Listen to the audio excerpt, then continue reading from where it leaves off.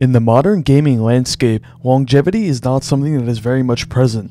Games and their communities seem to come and go like nothing, so for a community to not only last 7+ years, but consistently rank as one of the most popular games of all time throughout those years is truly extraordinary.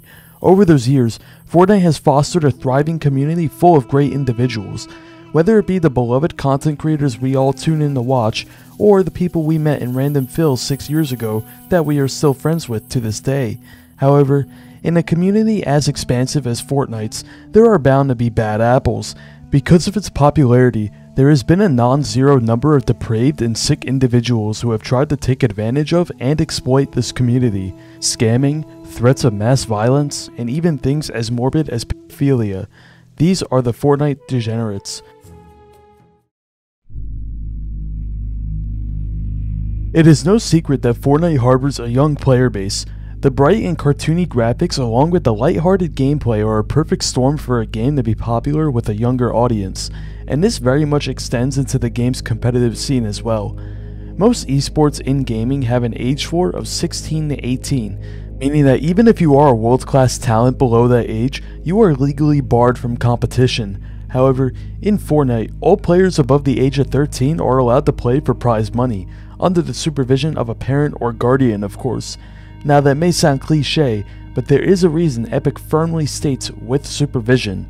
Now, most Fortnite tournaments are held online, so this is relatively seamless. However, when it comes to Fortnite's biggest LANs, things are different. Those young players have to be flown out and housed, and this is where degeneracy can take place. This is where the first degenerate, Chibi, comes in. Chibi was a somewhat popular Fortnite streamer signed to an organization named Oath Gaming. All seemed well, but in April of 2020, a bombshell was dropped in the Fortnite community. Multiple sources, but mainly a fellow creator named Caravan, would release many images of private messages and striking coincidences pertaining to Chibi and her relationships with underage Fortnite pros. The first instance of this was around the time of TwitchCon Berlin in April of 2019. According to the anonymous source, Chibi was in a relationship with a 15-year-old English player named Majin. She would supposedly make Majin pay for her travel expenses to Berlin so they could meet up in person. And according to multiple of these anonymous sources, there are videos of Chibi and Majin together, some of which performing various suggestive acts together that I will not describe. To add on to this, leaked Discord DMs of Chibi saying, quote, "Max and I are done," end quote, also surfaced with this, later saying that the combination of pressure from schoolwork and pro Fortnite was making their relationship unstable. The fact that she is referring to Majin by his real name is pretty damning, and this was only the beginning. During the Fortnite World Cup held in New York City in July 2019, Chibi was spotted on numerous instances hanging around 15 to 17-year-old boys, with some pictures even being posted on social media about this. Now, this in itself isn't bad, but with further context, it makes sense why this is a red flag. It also came out that Chibi had intimate relations with two other Fortnite pros who were minors, Scented and Elevate. Now, the extent of the relationship isn't as well documented as Majin's, but still strange that she would be so close to them. Supposedly, she deleted pictures she took with Scented the day Scented tweeted that he had turned 18, likely to cover up any potential traces of her behavior. And while these were all allegations, of course, the resulting fallout that happened after her expose brought to light some more circumstantial evidence that erases more doubt from this case. First, many brought up the fact that her friendship with pro players Chap and Symphony seemed to rapidly fizzle out after TwitchCon Berlin. Some made note about how any time Chibi was brought up in Chap's chat, he would respond very negatively, even banning her from his chat. Now, some individuals may bring up the age of consent laws in these various countries to give some nuance to the discussion, and while it is true that all of the pro players she had intimate relations with were legally able to consent, the laws around the age of consent are not black and white. The age of consent in Germany is 14, yes, but in the case where a 27-year-old has relations with a 15-year-old, the law would look into it extensively and likely conclude that the older party was exploiting the younger party's lack of mental awareness. But of course, the teenage Fortnite audience, being as young and immature as they are, didn't even take it seriously. There was no shortage of comments across social media platforms hyping up these pros for being able to, quote, get it at their age. Disheartening stuff to say the least. Just like how it is disheartening that 99% of my viewers aren't subscribed, but you can change that by liking and subscribing if you so wish.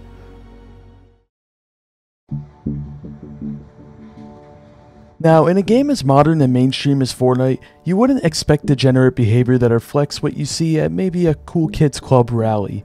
But even in Fortnite, these personalities are seen. Now, this isn't just your average case of some 15-year-old kid ripping the hard R out of rage or to incite reactions. This case is one of a truly depraved individual who is likely encapsulated in some very deep rabbit holes. Before any of the controversy, Sin was just an average tier 3 Fortnite pro, grinding the various open tournaments to try and make a name for himself and possibly make it big one day. And from the result of his Fortnite tracker, he did somewhat well for himself, with a couple good placements here and there and even making $3,000 before he quit. And speaking of the reason he quit, it is quite bad. In May of 2022, Sin would qualify for the Chapter 3 Season 2 FNCS Grand Finals on NA East, when he placed within the top 50 duos of the qualifier tournament. It was his second ever Grand Finals, so for a player like him, this was an opportunity of a lifetime. But not long after, he would expose a dark side. On May 22nd, Sin would tweet a video presumably from his basement of a room filled with guns and ammunition, and in the video, he would say some very depraved things. Just in case there's ever a zombie apocalypse or a nuclear outbreak, we got the armory. Got the armory. Got the ammo and the pistols. It is self-explanatory why this is degenerate behavior. The guy was clearly brainwashed and likely held some deeply bigoted beliefs. Even worse, Sin would double down on this in many replies over Twitter, showing that he really had no regard for human life. Many in the community were understandably concerned and were begging Epic Games to ban him or at least remove him from the Grand Finals, and luckily for the community, he was removed shortly after the controversy had blown up on Twitter. In the fallout of his career, Sin would delete all social media and disappear, playing his last ever Fortnite tournament in September of that year. As of now, nobody knows what happened to him, and judging by his behavior, the thought of what happened to him is scary.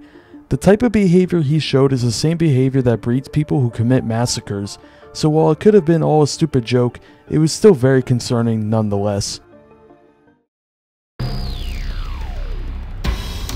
One reason for Fortnite's popularity is its infinite replayability, and this is partially seen in its squad-filled game mode. Like most other games, Fortnite allowed you to be randomly matched up with other players if you didn't have anyone else to play with. This often leads players to many spontaneous interactions they otherwise wouldn't have had playing with their friend group. However, some bad actors have used this to spread unsatisfactory ideas. Ironically enough, DrWitnesser was one of the biggest offenders of doing so, despite his whole branding being spreading the good word of the gospel through Fortnite. DrWitnesser for the most part was harmless, just going into squad-filled games and preaching the Bible, which, while pretty annoying to have others' religious beliefs shoved down your throat, isn't a bad thing in itself. Most times, DrWitnesser would actually get trashed by his teammates in games because he's bad and quite out there personality-wise. However, there have been some instances where he went too far. In July of 2020, DrWitnesser went viral for telling a Muslim kid in squad fills that he would, quote, "If you were to die in your sins today, you would be sentenced to hell. Believe what you want about other religions that differentiate from your own, but don't be an ass about it. It's freedom of speech until your speech violates others' pursuit of happiness. Keep in mind that the person he said this to was just a kid, which is just plain wrong. But things only get worse a few years later in June of 2023. In this month, DrWitnesser uploaded a video titled "What is a Woman?" incorrectly spelled with an E instead of an A. In the conversations he had, he would delve into a bunch of issues on gender, which ultimately led him to talk about genitals. So not only was this guy telling kids they would go to hell, but he was also openly discussing genitals with players who were probably no older than 10. And this yet again caused outrage, with many suggesting that he may likely be hiding something much worse behind the scenes. And this is only corroborated by his unwavering support for Dr. Disrespect, which, if you don't know, Dr. Disrespect is a streamer who was somewhat recently exposed for allegedly having conversations with minors. So combine the conversations of touchy subjects with little kids and his ardent defense of Dr. Disrespect, and it is no secret that this guy is a Fortnite degenerate. Finally, to end off on less of a morbid note, there are the various scammers and clickbaiters, one of the most egregious examples of which being LispyJimmy. Jimmy was one of the most notorious Fortnite clickbaiters in his heyday, frequently posting videos and doing live streams about obviously fake updates in order to entice gullible kids into clicking. He would then ramble on about the giveaways he would do in said streams, saying that people needed to use his supporter creator code in order to enter and win. Essentially, Jimmy was exploiting the naivety of little children for personal gain. Luckily, his career has fallen off a cliff these days. However, that hasn't stopped many others from trying to recreate his style of content, showing the sheer impact LispyJimmy had on the Fortnite community. Overall, Fortnite has seen many unsatisfactory figures in its history, and that is just the unfortunate reality of online communities. It is unavoidable. Thanks for watching. If you enjoyed this video and would like to see similar content, then like, subscribe, follow my socials, and check out the video on your screen now.